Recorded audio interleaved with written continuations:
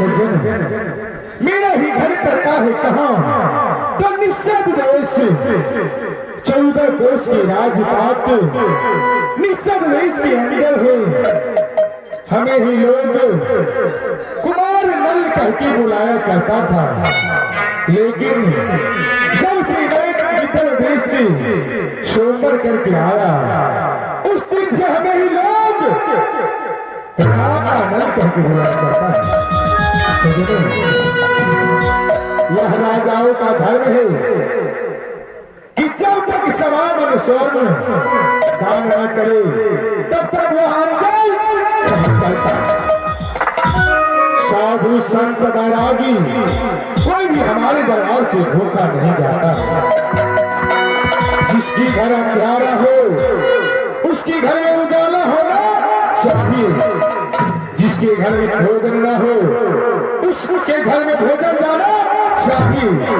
ये राजाओं का नियम है। निषद देश का हर एक जनता, हर एक घर से कोई यह देश में दुखी नहीं रहता है। कहते हैं तुलसी पक्षी के लिए घटन सरिता धर्म किए धन नाही घटे जो सहाय।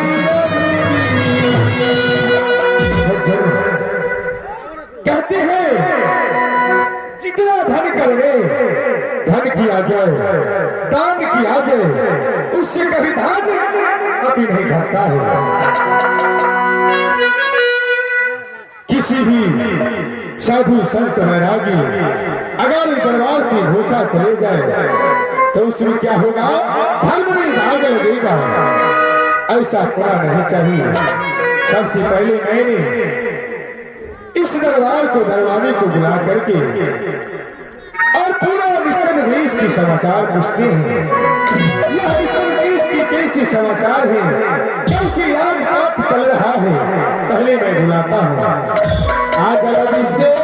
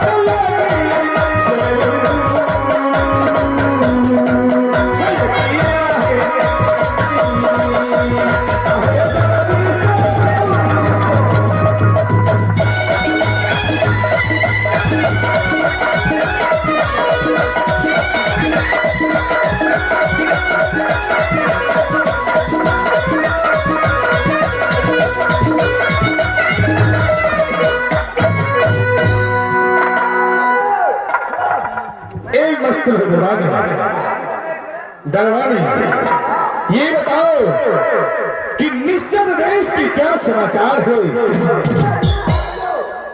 क्या नहीं ऐसा ही होना चाहिए। बबुए ये बताओ कि आज दरबार में सावन सोमवार हुआ है कि नहीं?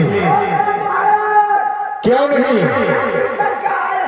तुम्हें तो पता है कि जब तक यह राजा सावन सोमवार नहीं हुआ हो तब तक कदापि भोजन नहीं करता है। आज मेरे दरबार से कोई साधु संत बैरागी तो कदापि भूखा तो नहीं गया। क्यों नहीं बबुए? ऐसा ही होना चाहिए। तब तक तो अगर आज दान कर दिया है तो हम भी जाकर के स्नान कर लेते हैं और प्रभु की जल चढ़ा करके इसके बाद मैं भोजन कर लूंगा। तब तक कि तू खड़े थी जिस दरबार में करो, कोई साधु संत बैरागी मेरे दरबार से भूखा नहीं जाना चाहिए। हेरे कने अरजिया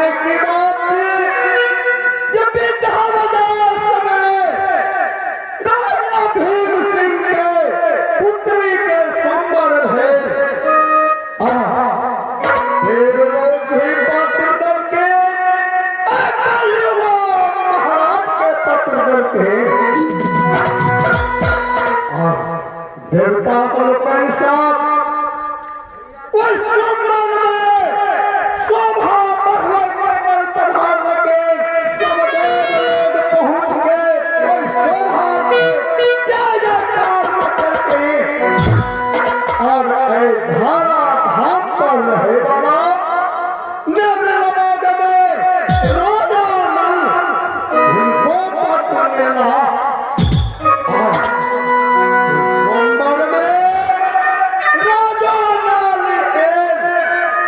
लेकिन मन के मंदिर में सती दमयंती पलंग के ने था नरलोक में रहे राजा नल उनको गवा में हम जाय मार दे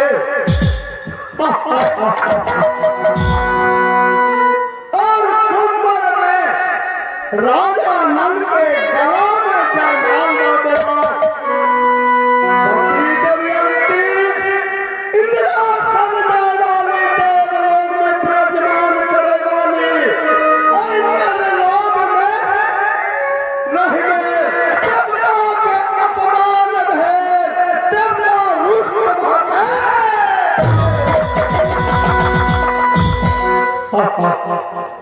जब समय से हमने पहुंचना रास्ता में मिला देव और इंद्र भगवान के प्रणाम करो महाराज आपके देवलोक में रहे वाला कहा जाए कुंवर के हाथ की समाचार है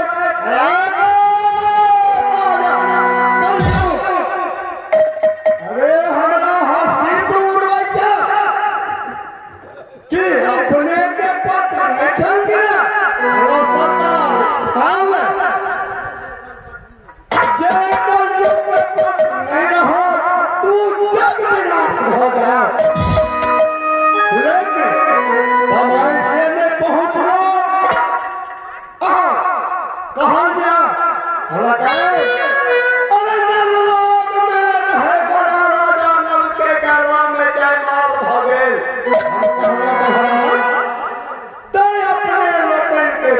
सुना लपेंगे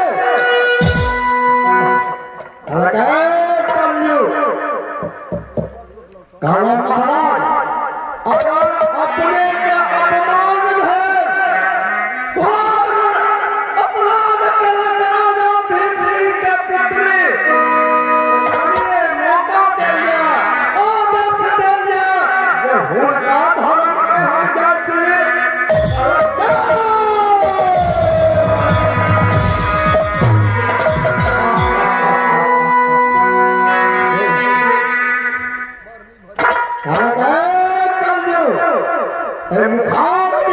भगवान के सुहागवती भवानी करके 12 बरस के बीच में कुछ माया में फैला सके था।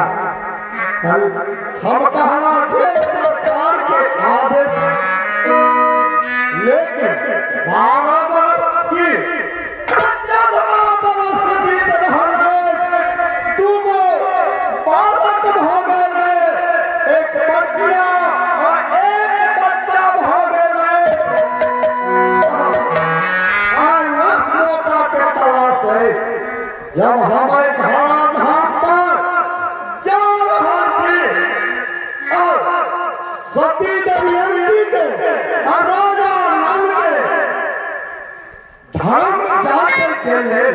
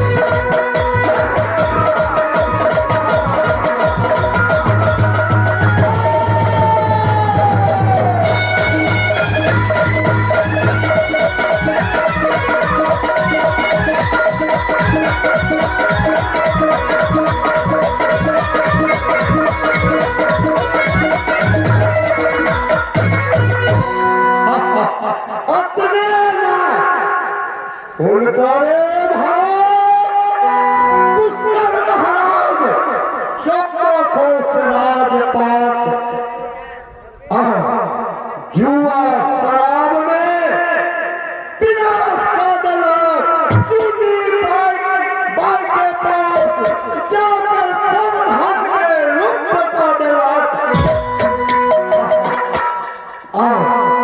अखन देख रहल छी पुष्कर के जे तन पर वस्त्र पेट में भोजन न उनकर बाल